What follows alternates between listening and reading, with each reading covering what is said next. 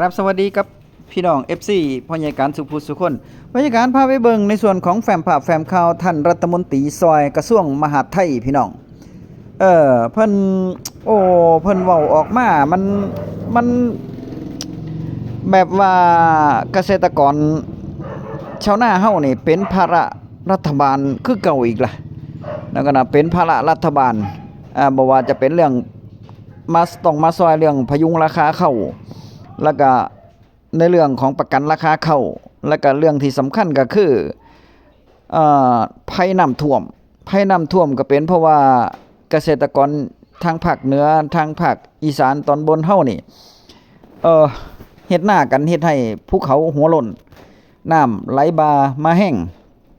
จังซี่น่ะนะฟังแล้วก็บ่ค่อยสบายใจเท่าใดเด้พี่น้องฟังเพิ่นเว้าแล้วบ่ค่อยสบายใจเท่าใดที่จริงมานี่มันเพิ่นเว้าหลายกว่านี้อยู่พยาการตัดมาบางส่วนเนาะครับเนาะไปฟังแฟ้มภาพแฟ้มข่าวรัฐมนตรีซอยเพิ่นเว้าซะก่อนเนาะครับเนาะคลิปแรกมันมีอยู่2คลิปเด้อพี่น้องเด้อ2แฟ้มภาพวันนี้ผมก็ยังเห็นว่าที่ผ่านมาการฟื้นฟูป่าอาจจะไม่ประสบผลสำเร็จมากเท่าที่ควรนะครับเพราะก็ยังมีประชาชนบางกลุ่มบางส่วนอยากได้พื้นที่เพื่อไปทำการเกษตรแต่ทำการเกษตรมันก็เป็นภาระกับรัฐบาลหรือส่วนราชการอีกว่าต้องมาพยุงราคาหรือประกันราคาพืชผลเกษตรซึ่งตกต่ำลงวันนี้ต้องบอกว่าพืชผลเกษตรเนี่ยในอดีตอาจจะดีขึ้นแต่วันนี้ตกต่ำลงเกือบทุกตัวครับท่านประธานครับนี่ก็คือท่านศักดาพี่น้องท่านศักดาวิเชียรศิลป์รัฐมนตรีว่าการรัฐมนตรีซอยนะก็นะรัฐมนตรีช่วยว่าการกระทรวงมหาดไทยพี่น้องว่าการกระทรวงเป็นรัฐมนตรีซอยที่เพิ่นออกมาเว้าจริงหรือไม่ที่เพิ่นเว้าว่าเกษตรกรเป็นภาระให้กับรัฐบาลและส่วนราชการจริงหรือไม่ที่เพิ่นถามว่าเกษตรกรบางกลุ่มยังต้องการพื้นที่ในการเฮ็ดนาจริงหรือไม่ที่เพิ่นบอกว่าเกษตรกรภาคเหนือแล้วก็ภาคอีสานเฮาภาคเหนือตอนบนทำให้น้ำท่วมภาคกลางแล้วก็เงินเยียวยาพี่น้องเงินเยียวยาน้ำท่วมนี่เพิ่นก็บอกว่าบ่เกิน2สัปดาห์จะได้แน่นอนหลังคาละลายละ 9,000 บาทไปเบิ่งแฟ้มภาพแฟ้มข่าวต่อไปพี่น้องในส่วนของท่านเว้าส่วนเรื่องเยียวยาท่านถามว่าเมื่อไหร่จะได้ผมมั่นใจว่าไม่เกิน2 สัปดาห์นะครับผู้ที่รับการเยียวยาในขั้นแรกเนี่ยรายละ 9,000ทั้งหมดของที่อุตรดิตถ์เนี่ย10,000 กว่ารายนะครับ10,623 ครัวเรือนนะครับได้แน่นอนครับ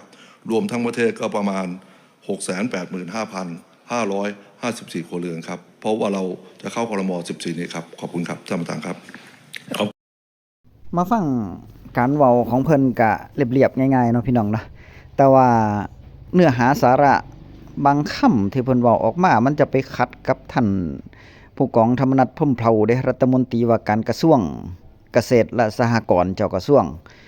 รองนายกรัฐมนตรีพร้อมนะครับเนาะเพราะว่าท่านร้อยเอกธรรมนัสพรหมเผ่านี่ในการปราศัยในการเว้าออกมาเนี่ยในการประกาศออกมานี่มีแต่ว่าจะช่วยเหลือพี่น้องเกษตรกรชาวนาเฮารวมไปถึงภาคพื้นดินการเกษตรสู่ผู้สู่คนทุกอาชีพในเรื่องของการเกษตรนะบ่ว่าจะเป็นในเรื่องของส่งเสริมเรื่องเมล็ดพันธุ์แล้วก็ส่งเสริมในส่วนของการทำนาเนาะครับเนาะรวมไปถึงปัจจัยในส่วนของเรื่องที่ว่าเงินไหลละพันนั่นล่ะเนาะครับเนาะถ้าหากว่าเพิ่นยังอยู่ก็ต้องได้คือเก่าเนี่ยถ้าเพิ่นเป็นเจ้ากระทรวงคือเก่าสมัยที่สิมาเพิ่นก็จะให้คือเก่าเนี่ยนี่แต่ว่าการเว้านี่แตกต่างกันลิบลับเลยนะครับเนาะแตกต่างกันลิบลับเลยในส่วนของท่านศักดานี่รัฐมนตรีซอยว่าการกระทรวงมหาดไทยนี่เพิ่นบอกว่า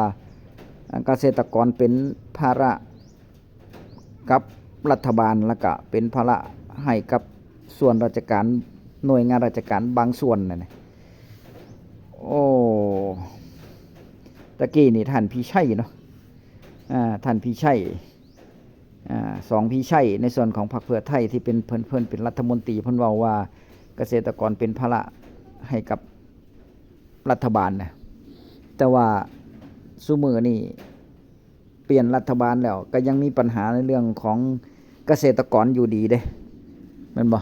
ยังมีปัญหากับเรื่องเกษตรกรอยู่ดีแต่ว่าท่านร้อยเอกธรรมนัสพรหมเผ่านี่ในส่วนของการเพิ่นเว้านี่บ่มีเด้บ่มีนะครับเนาะอันนี้นี่แหละมันเป็นแบบ2ขั้ว2ฝ่ายเลยอ่ะพยาการเบิ่งแล้วในส่วนของท่านร้อยเอกธรรมนัสพรหมเผ่าเจ้ากระทรวงนี่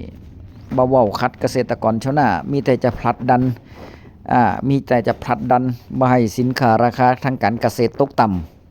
ำมีแต่จะช่วยเหลือในส่วนของท่านร้อยเอกธรรมนัสพรหมเผ่า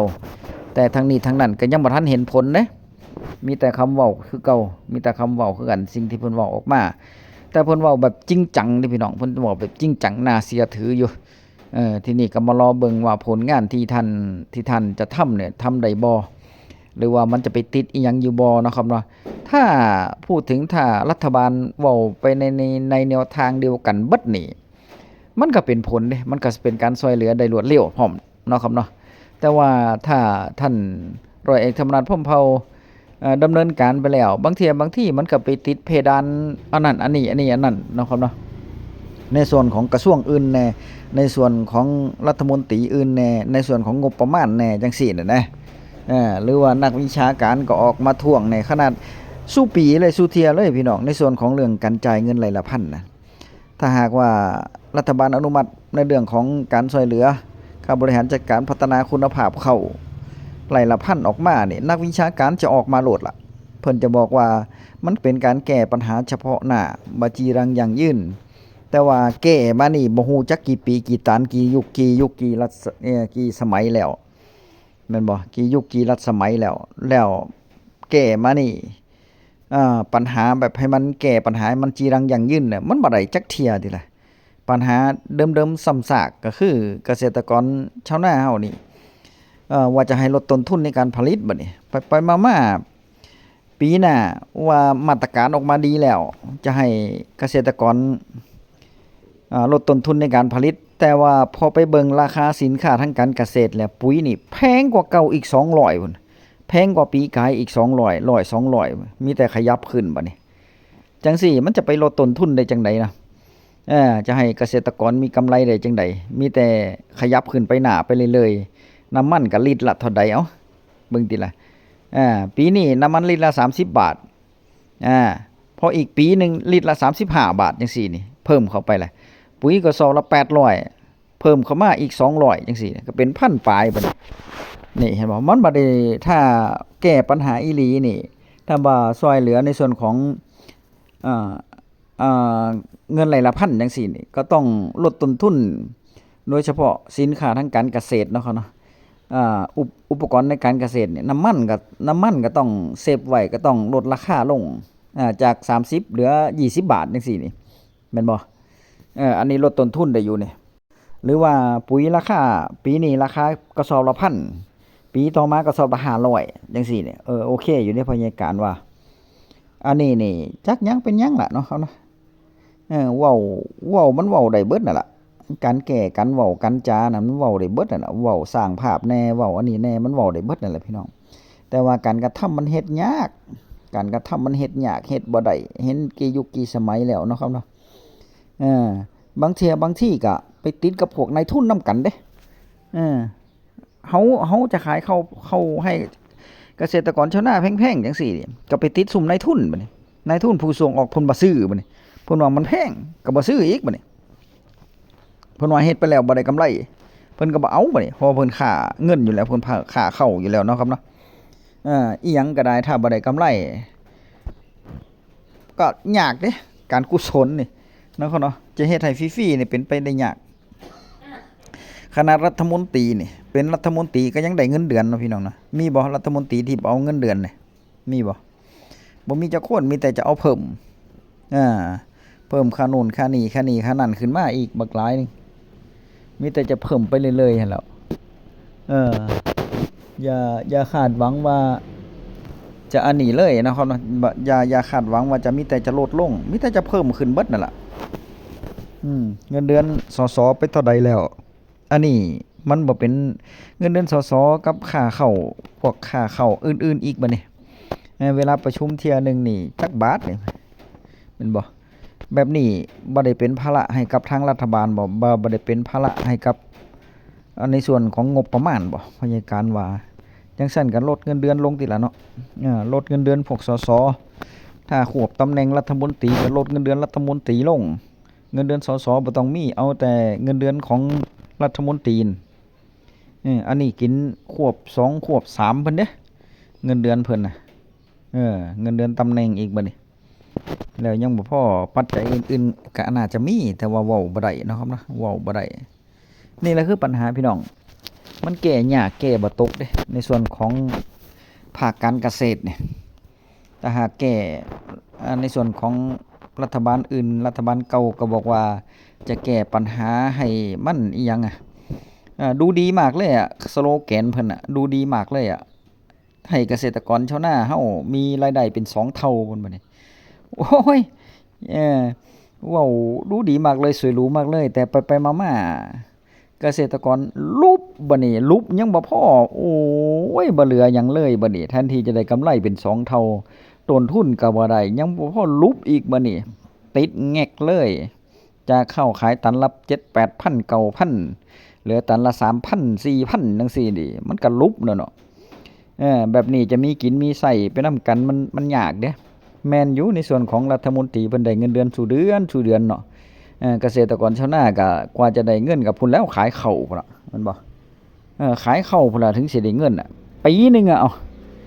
บางเที่ยขายข้าวรวมแล้วบ่ถึงแสนบ่ฮอดแสนดอกแต่ว่าเงินเดือนสสเดือนเดียวได้เป็นแสนพุ่นเบิ่งแต่ละนี่แหละเขาถึงอยากไปเป็นกันพี่น้องสส ทุ่มเทกันขนาดนักล่ะพี่น้องทุ่มเทกันเนาะครับเนาะเพราะฉะนั้นก็เลือกคนดีๆเด้อคนที่ช่วยเฮาไปสมัยหน้าถ้าหากเว้าที่เป็นบ่ค่อยส่งเสริมเกษตรกรหรือว่าบ่ค่อยสนับสนุนเกษตรกรบ่ช่วยเหลือนี่ก็เอาไว้ซะก่อนเนาะครับเนาะเอาที่เพิ่นช่วยเหลือเฮาได้เอาฝากไว้ซ้ำนี่แหละพี่น้องพิจารณาเอาเนาะครับเนาะคลิปหน้าเจอกันใหม่คลิปนี้สวัสดีครับ